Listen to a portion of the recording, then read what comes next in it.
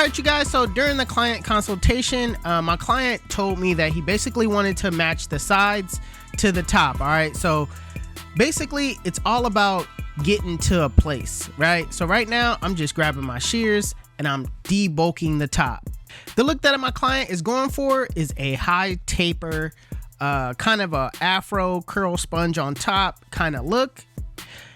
Also, I'm not gonna be just taking it completely down to that length that's on the side, because as you know, when you cut off a lot of hair, you got to repick it and actually get that real true length before you actually take it down. So make sure that you take those baby steps. After I take the bulk down, I'm gonna repick it out and then wash his hair as well. Like, that's extremely important. When somebody has a lot of hair on their hair and they have that like separation part, it's major to wash their hair. That way everything could kind of blend in and look even, instead of it looking like it has a part to it. And just a tip when picking someone's hair out, just for anybody that don't know, I know this is kind of self-explanatory, but don't dig in and pull straight out. All right, always slide when you pick. Don't just go in and go straight up. As you can see, I'm kind of sliding the pick out a little bit. That makes it more comfortable for your client, so you're not snagging his hair and making it uncomfortable.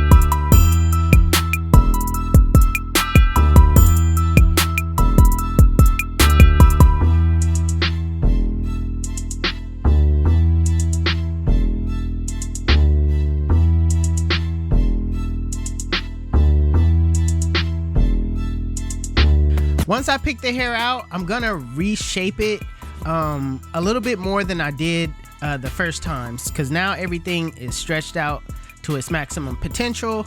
So now I get a better look on how this shape needs to be.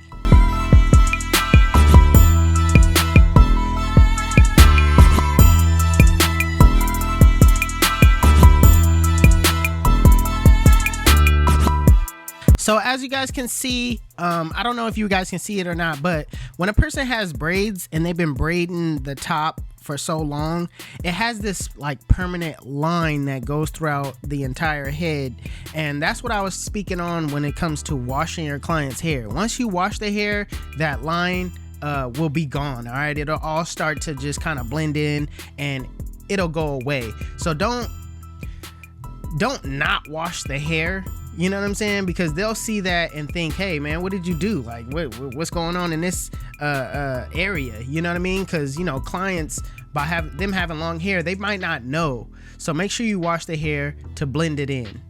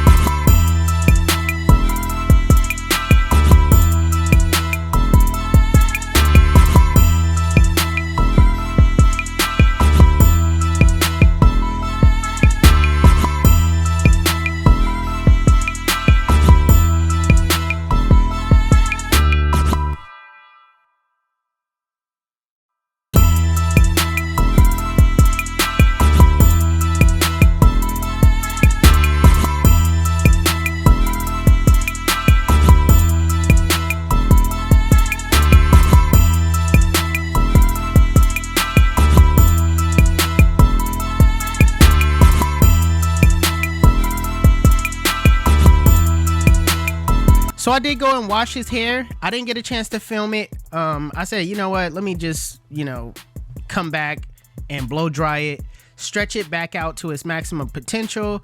That way you guys could get an understanding of how that line that's around his head will just kind of disappear and everything will kind of cohesively kind of, form together.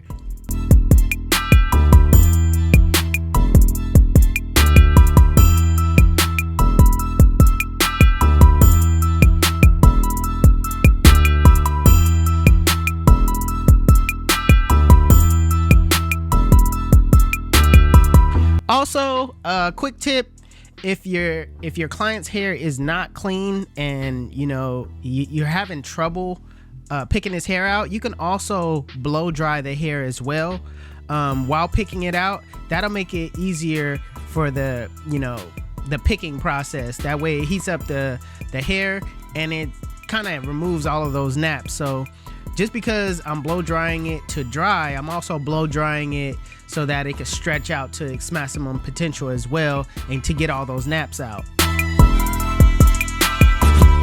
So I'm gonna work on the taper. He wants a high taper, but first I'm going to prep the hair and brush it down in the proper direction that the hair grows in. I'm also gonna be combing back behind his ear, and just pay attention to the direction that I'm brushing and combing in. Now that I have everything combed down, laid in the proper position, I'm gonna set in my bald line using my Babyliss Low Pro trimmers. All right, I'm gonna set it in a rainbow-like shape. That's because I want to have a unique type of blend. I don't want to set it in regular because I don't want him going out and about and people thinking that he has a regular haircut. You know what I mean?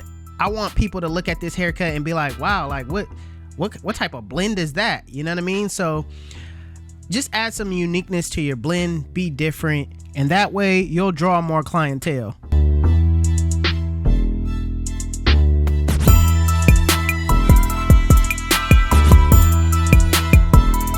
Using my Andis Masters with the lever fully open, I'm going up about a 1/2 inch, making sure that I go over that guideline multiple times to ensure that it's at that length. As also, I'm using my comb to feed the hair into the teeth of the blade, as well as using the comb for control, all right? Control on where that hair moves.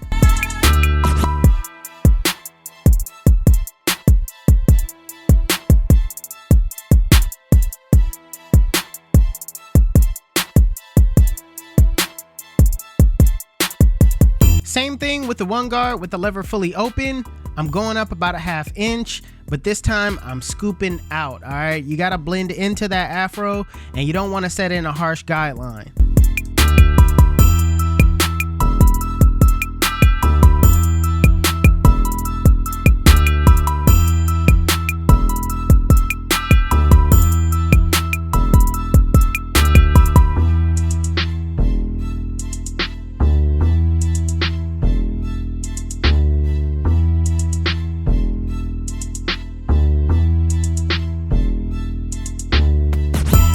Next, with no guard, with the lever fully closed, I'm basically gonna shape that top bulk until the afro, all right? I'm just building that shape right there, freehanding it. That way it makes it easier for me to see what's going on.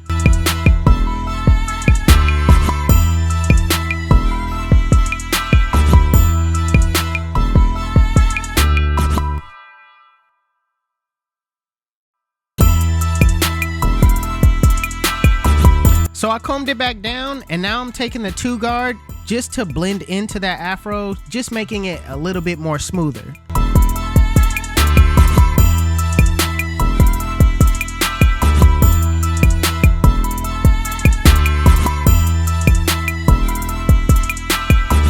Now let's focus on taking out those guidelines that you set in. Using my 0 guard with the lever fully closed in a flick out motion, flick out that middle line. Remember to start below the line, flick to the line, and use your corners the entire time.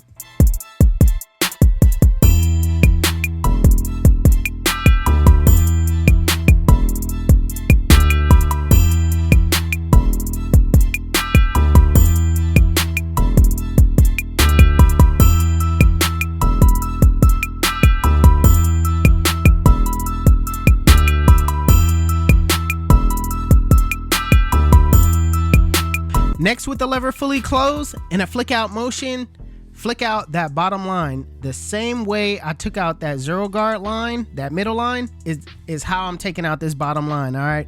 I'm setting the lever fully closed, starting below the line, flick to the line, using my corners, and I'm adjusting as I go up.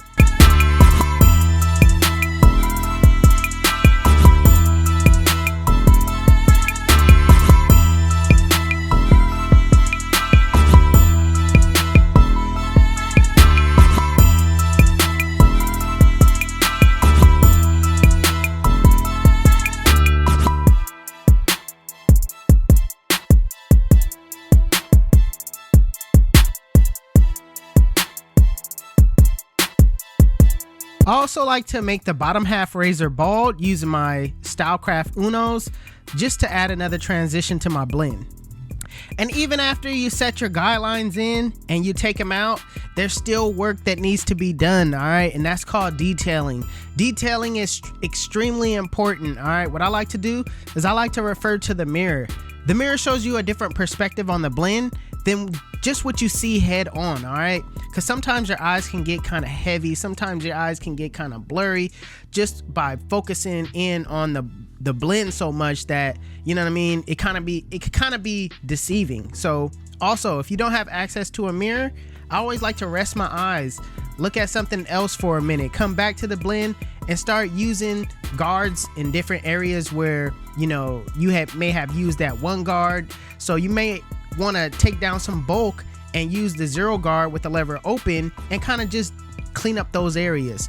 Always use your corners and your blade as a thinning shear to thin out those bulk areas.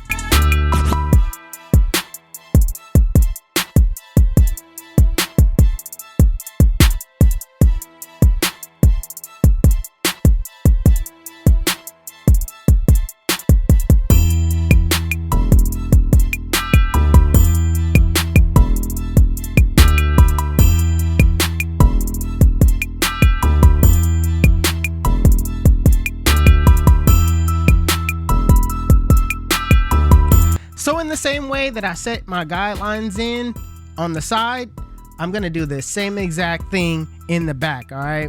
And for me, it's just more easier to work on the back because it's a lot more room to work with. Also, all my students out there, people that's trying to, you know, get this down in a timely manner, what you wanna do is memorize these steps, all right? That is extremely important when it comes to the speed on how you cut, all right? If you're sitting around thinking about what guard to do next or get confused about, you know, what steps to take next, all that is time wasted, all right? So memorize these steps. Know that it's the bald line first, lever open, one guard, and freehanding the top into that bulk. Maybe use a 2 if necessary. Then it's all about coming back down and taking out those guidelines. Start by removing the middle guideline with the lever fully closed with the zero guard. Then take out the bottom line with the lever fully closed and adjust your lever as you go up. And from there is detail work. These steps I literally put on everybody. I do not change up the steps, all right? I might go a little wider depending on, you know, the head shape or if I want to stretch that blend a little bit more. But ultimately, I use the same width on every client because to do something different on every client is kind of time consuming, all right? So if you get a system down, learn the system and just... It's all about head shape. Once you know somebody's head shape and what looks good on their heads, on their particular head shape, you could basically put the width of the guidelines on anything.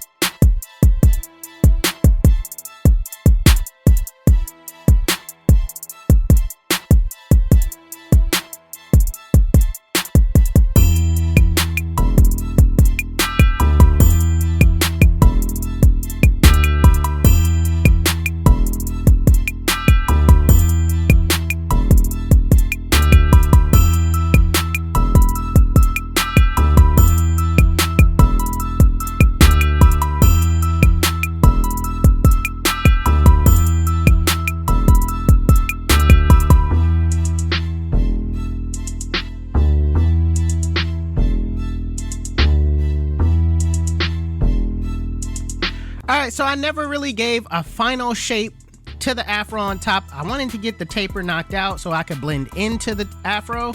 So now is my final shape. I like to start at the bottom and work my way to the top, because when you work at the bottom and you swing your arm out, that gives a better C rotation to get your afro at the top symmetrical. So make sure you start at the bottom and work your way to the top.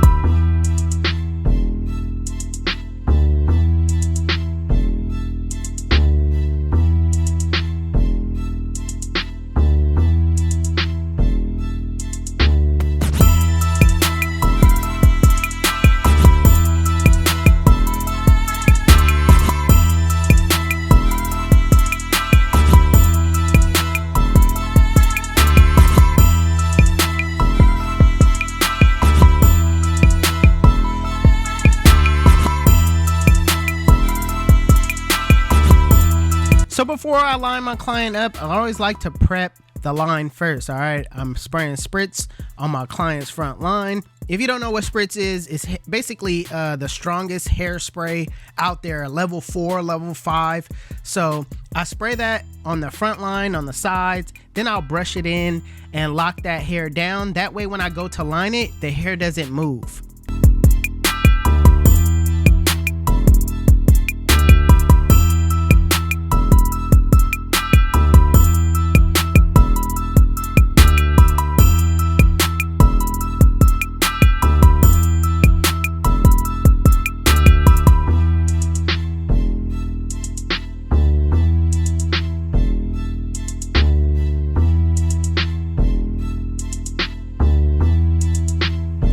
So right now, I'm using my one guard with the lever fully open, and I'm going with the grain on that front line, just knocking off a little bit of baby hair right there. That way, when I go to line it, it's crisp.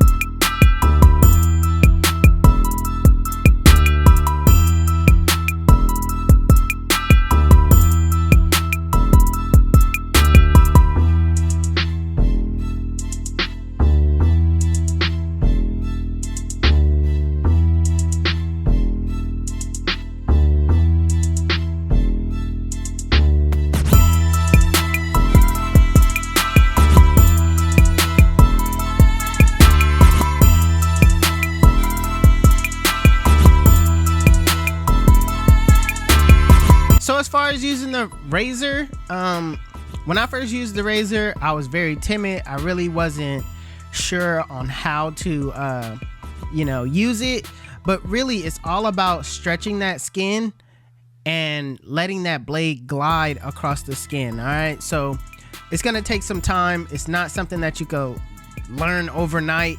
You know what I mean? With any of this is not something that you can learn overnight. So make sure you, if you're in school, get as many reps as you can. Don't be that guy in the bathroom running away from haircuts, peeking out the door. You know what I mean? Don't be that student.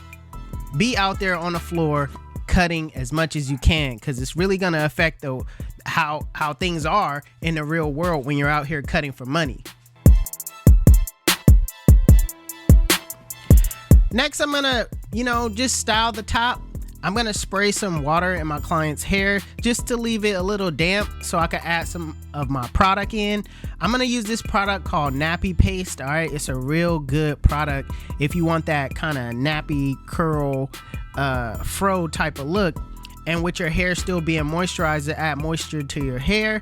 I'm gonna use the Bow Wow foam curler. It's like the curl sponge, but it's not really a sponge. It's like plastic now. So I'm gonna use that, and that's a little bit more safer. Especially you could use that on all clients because you could wash it at the end and still use it. All right, them other foam ones, you can use that on everybody. The hair could get in between, and it's just a hot mess. All right, so if you don't got this Bow Wow curl sponge, that's the best curl sponge to use, especially because you could, like I said, it's safe, sanitary, and you could clean it. So when I use this curl sponge, I like to go in little circular motions. Now, don't think that this is just gonna curl up right away. It's not. All right, it's gonna take you some time. It's gonna take you like 5 minutes to actually get it to curl. You gotta stay in one spot for at least a minute, you know what I mean, to work it in. But I love the results that this curl sponge gives at the end.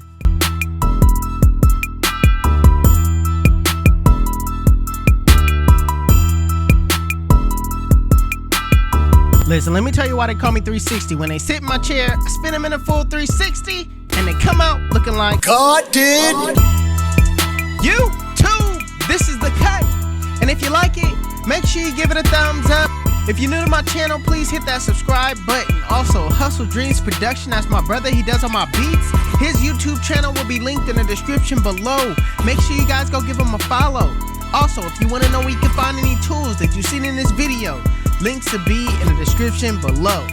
Otherwise, you guys can follow me on Instagram and TikTok. My TikTok is official360Jeezy and my Instagram is 360Jeezy.